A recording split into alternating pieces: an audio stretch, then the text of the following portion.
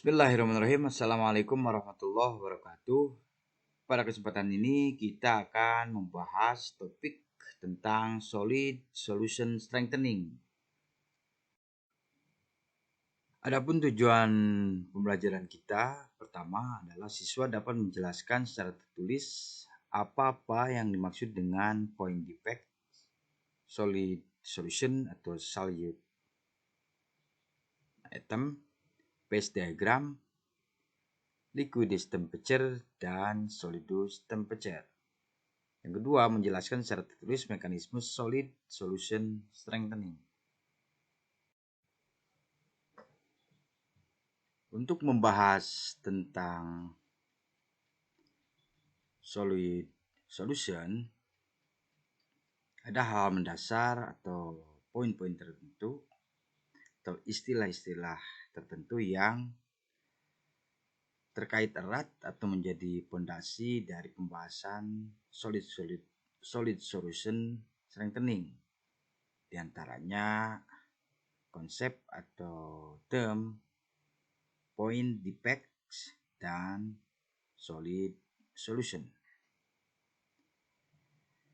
Point defect seperti diilustrasikan pada gambar berikut adalah gangguan terlokalisir dalam suatu susunan atomik atau susunan ionik pada suatu struktur kristal. Di sini terlihat dengan jelas bahwa gambar A atau pada gambar A terdapat vacancy kosongan yang disenterin tengah-tengah. Terus kemudian pada gambar B muncul interstitial atom atau atom yang menempati suatu celah. Terus gambar C interstitial atom tersebut kemudian bergabung menjadi small substitutional atom. Kemudian untuk gambar D adalah atom substansional yang besar yang mengisi vacancy tadi, itu kekosongan tadi. Untuk yang E adalah atau dikenal sebagai, kalau susunan seperti gambar E tersebut dikenal sebagai Frankel defect. Untuk yang gambar F dikenal sebagai Schottky defect.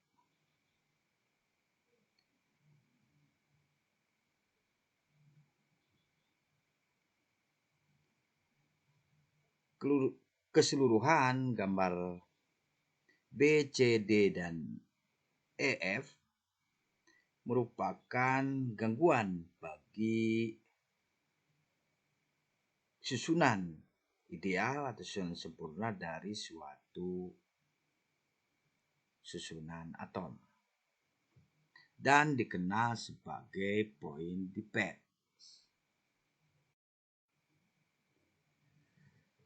Selanjutnya ada term yang lain atau istilah yang lain yang mendasar, yaitu solid solution. Ketika suatu atau sejumlah kecil dari elemen impuritas ditambahkan terhadap suatu base material, maka akan terbentuk suatu form solid yang baru yang dikenal sebagai solid solution.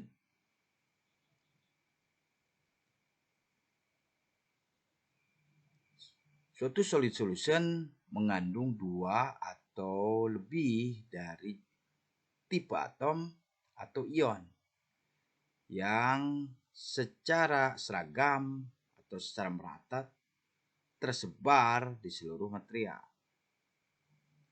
Impuritas tersebut atau ketidakmurnian tersebut dikenal sebagai solute atom atau atom-atom impuritas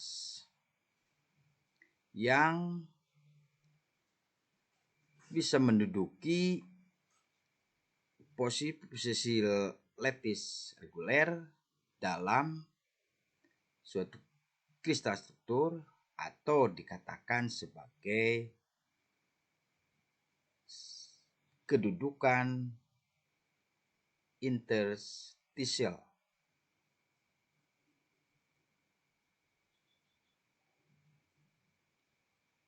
Dengan mengontrol jumlah point defects dalam komposisi suatu base material, maka sifat-sifat mekanis dan sifat-sifat lain dari suatu solution dapat direkayasa. Sebagai contoh, dalam logam metal, point defects yang dihasilkan dari impuritas atau solute atom mengganggu susunan atom dalam struktur kristalnya dan ikut nimbrung atau turut campur dalam pergerakan dislokasi.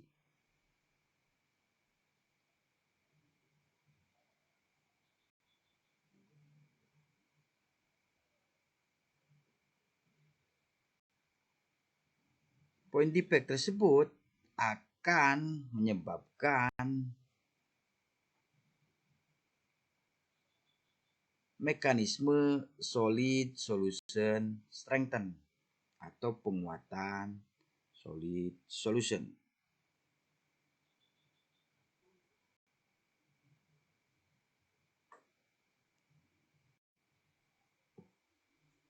Tingkatan dari solid solution strengthening atau mekanisme penguatan solid solution atau alloying bergantung pada dua faktor. Pertama, perbedaan besar dari ukuran atom antara base atau original atom atau hostnya atau solventnya dengan solute atomnya. Semakin besar perbedaan atomic size ini atau ukuran atom ini akan menghasilkan gangguan yang lebih besar terhadap struktur kristal semula, sehingga menyebabkan pergerakan dislokasi atau slip lebih susah. Yang kedua, solid solution strengthening bergantung pada semakin besar jumlah dari elemen atau konsentrasi atau komposisi dari alloying elemen yang ditambahkan.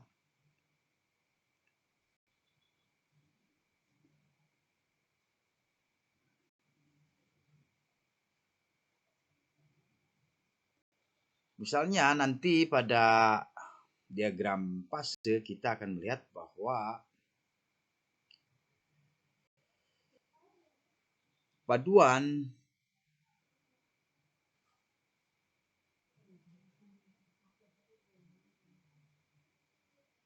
tembaga dengan 20% nikel pastilah lebih kuat daripada paduan tembaga dengan 10% nikel.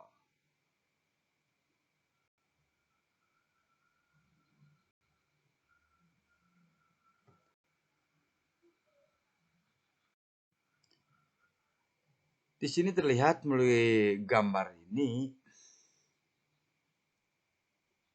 bahwa pengaruh atau efek beberapa elemen paduan terhadap yield strength dari suatu tembaga.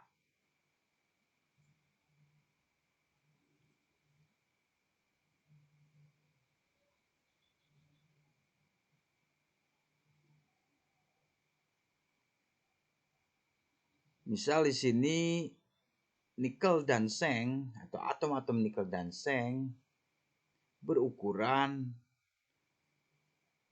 sama dengan ukuran atom-atom dari tembaga.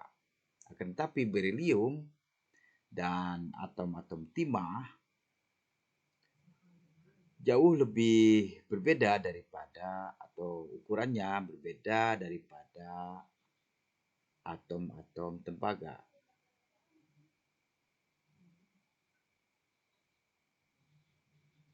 Menaikkan baik itu perbedaan ukuran atom ataupun jumlah konsentrasi alloying elemen akan meningkatkan solid solution strengthening atau mekanisme penguatan solid solution. Di sini terlihat jika kita tambahkan berilium, gambar yang paling atas,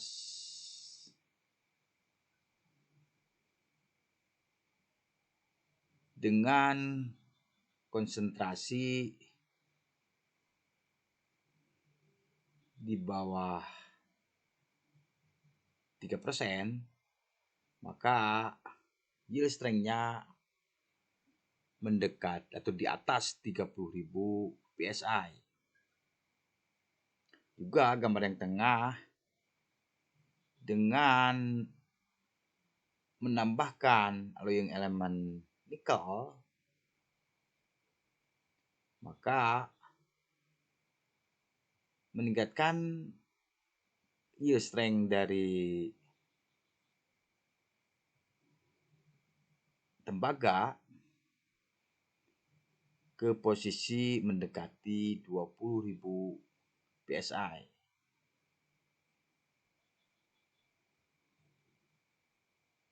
Sedangkan untuk gambar yang bawah,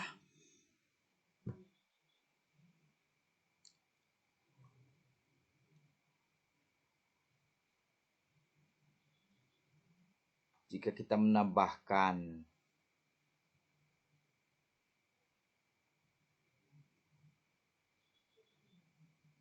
aluminium, maka kekuatan dari koper akan berkisar di atas sedikit nikel atau di atas, kalau kita menambahkan nikel, mendekati 20.000 PSI.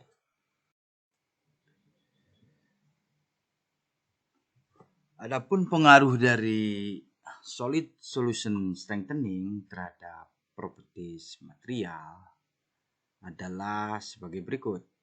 Pertama, yield strength, tensile strength, dan hardness dari suatu paduan pastilah lebih besar dari logam murninya. Inilah yang menjadi alasan mengapa kita seringkali menggunakan alloynya atau paduannya daripada logam-logam murninya. Sebagai contoh,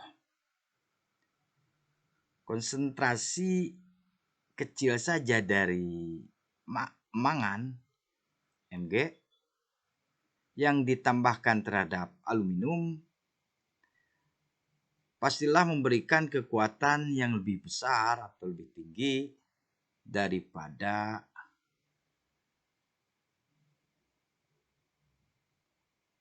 base-nya atau dalam proses pembuatan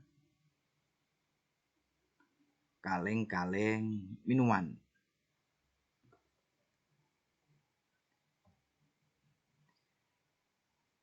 Properti tersebut diperlihatkan oleh gambar di bawah ini, di mana efek penambahan seng terhadap tembaga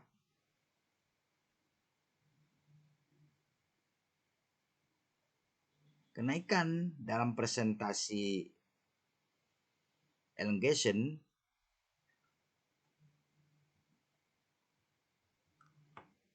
bukan merupakan atau secara tipikal bukan merupakan mekanisme solid strengthening.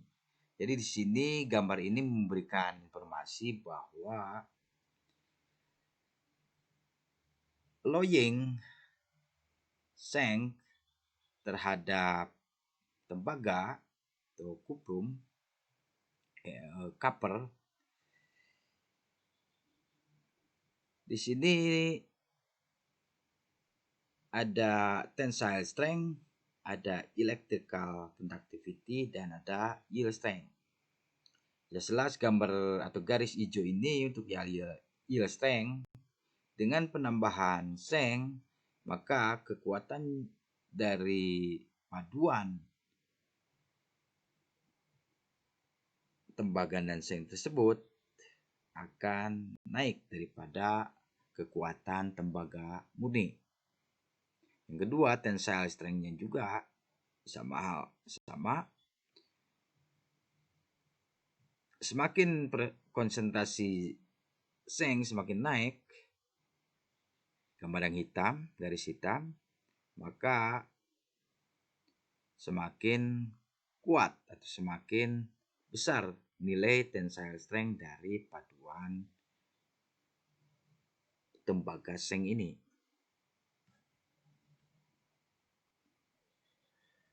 Pengaruh kedua atau efek kedua dari alloying tadi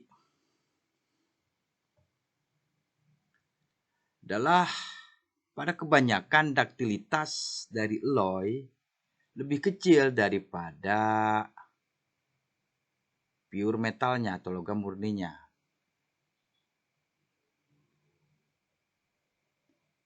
Kecuali pada paduan tembaga dan seng. Jadi secara umum pasti daktilitas dari suatu paduan pastilah lebih rendah daripada pure metalnya atau daripada logam murninya. Hanya bagi paduan tembaga seng aja yang atau sebagai pengecualian. Yang ketiga pengaruhnya dari alloying itu adalah konduktivitas listrik dari suatu paduan pasti jauh lebih rendah daripada logam murninya. Yang ketiga, yang keempat, ketahanan terhadap creep atau mulur dan kekuatan pada temperatur tertentu naik melalui mekanisme solid strengthening atau alloying. Banyak sekali paduan-paduan high temperature yang digunakan atau diaplikasikan untuk penggunaan dalam jet engine.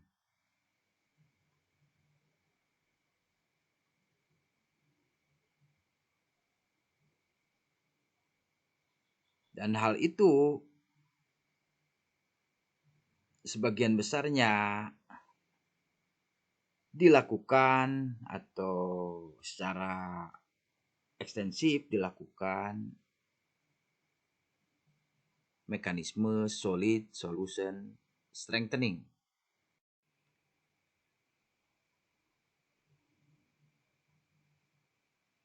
Konsep mendasar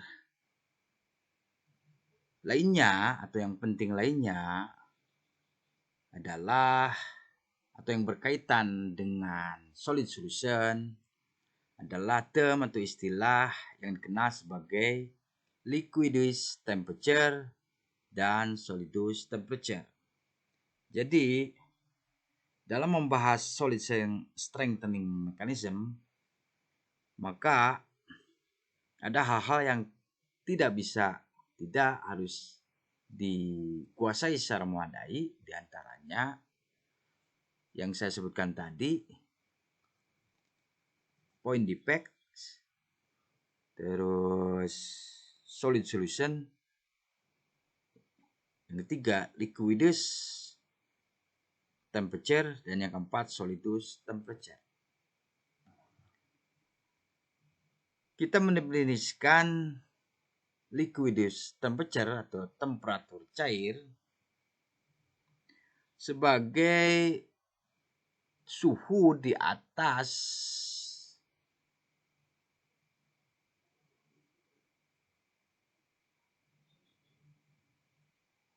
atau suhu material pada mana material tersebut secara menyeluruh mencair atau dalam kondisi liquid.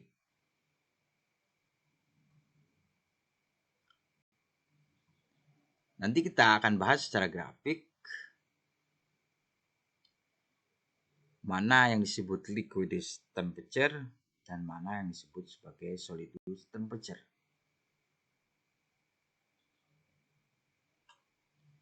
Selanjutnya adalah solidus temperature atau temperatur padatan. Solidus temperature adalah temperatur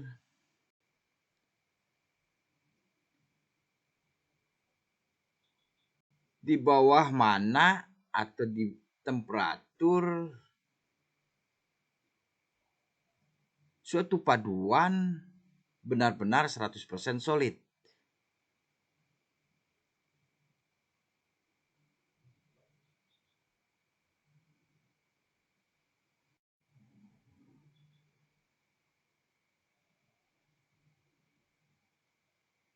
Dari gambar ini terlihat bahwa untuk yang gambar A merupakan gambar diagram fase dari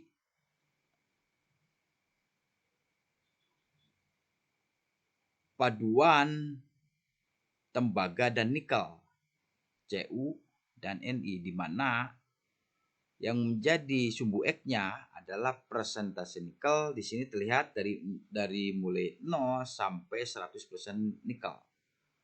Dan yang menjadi sumbu Y-nya adalah temperatur. Gambar yang biru ini, yang diwarnai biru atau diarsir biru,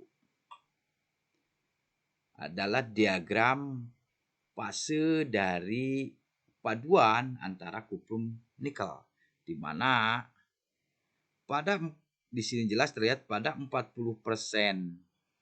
konsentrasi nikel atau campuran nikel terhadap tembaga, maka suhu liquidusnya sebesar 1280 derajat Celcius, dan suhu solidusnya dari paduan tersebut senilai 1240 derajat Celcius.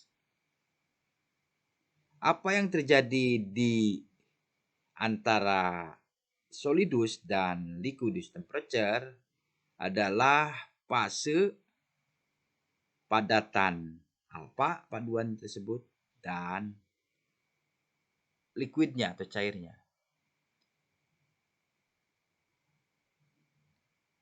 Terus gambar yang B adalah paduan dari nikel monoxide dengan mangan monoxide. Di sini untuk X-aksisnya atau sumbu X-aksisnya adalah presentasi mol dari mangan oksida. Sedangkan untuk sumbu Y-nya adalah temperatur,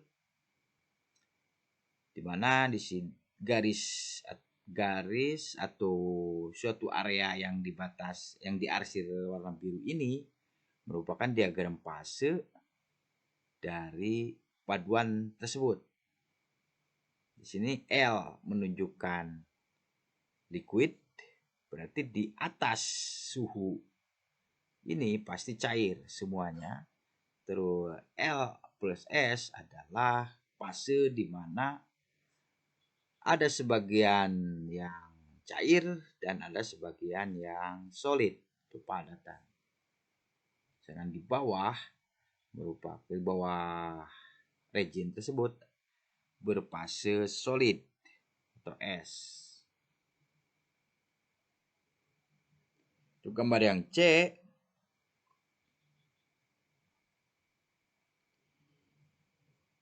adalah gambar diagram fase dari paduan kalsium monoksida, silicon dioksida, dan strontium monoksida dengan silicon dioksida. Untuk sumbu X-nya adalah presentasi berat dari gas elemennya atau campuran elemen yang akan ditambahkan, sedangkan sumbu Y-nya merupakan temperatur.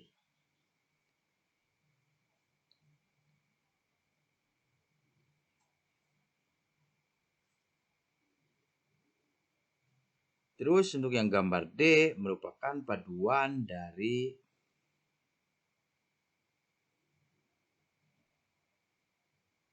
titanium dan lead atau timah Pb. Dari grafik ini bahwa diagram fase memberikan informasi diantaranya presentase gas material atau material yang ditambahkan terhadap suatu hostnya atau suatu material base-nya. Terus yang kedua ada fasenya itu sendiri, apakah dia cairan, apakah dia padat plus cair, apakah dia padat. Terus ada informasi tentang liquidus temperature pada presentasi atau konsentrasi seberapa persen material gasnya atau paduannya ditambahkan terhadap base-nya atau host-nya. Begitu juga ada informasi tentang solidus temperature.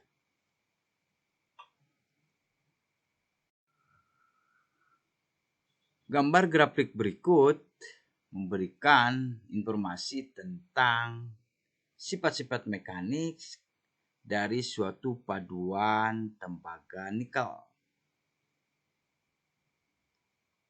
Tembaga akan lebih kuat atau strengthen dengan tambahan sampai 67% nikel.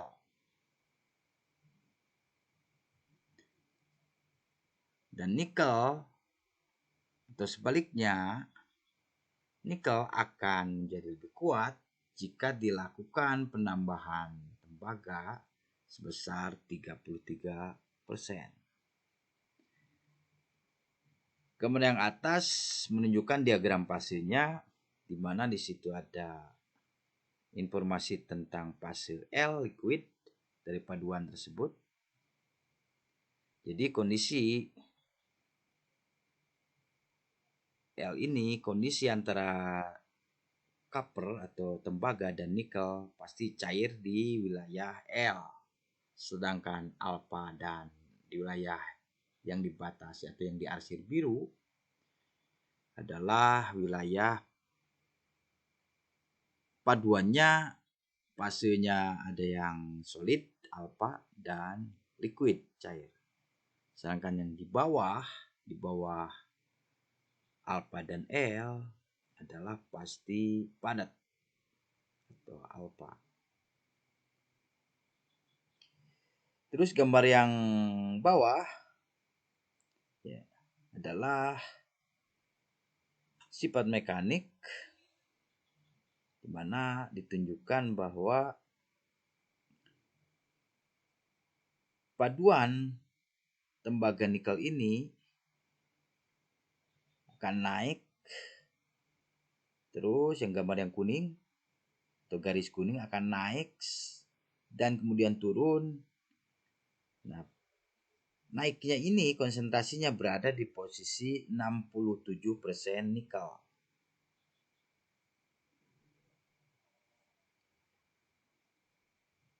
Terus yang gambar abu-abu, violet merupakan grafik dari tensile strength, di mana kekuatan tarik atau tensile strength juga sama, memiliki paduan dari kuprum nikel ini, dari copper nikel ini akan memiliki tensile strength yang naik dan kemudian turun dari posisi 67% nikel. Demikian apa-apa yang bisa saya sampaikan mengenai topik solid solution strengthening. Semoga bermanfaat dan menambah pemahaman tentang hal-hal yang terkait dengan ilmu bahan secara umum. Billahi taufiq wal hidayah. Wassalamualaikum warahmatullahi wabarakatuh.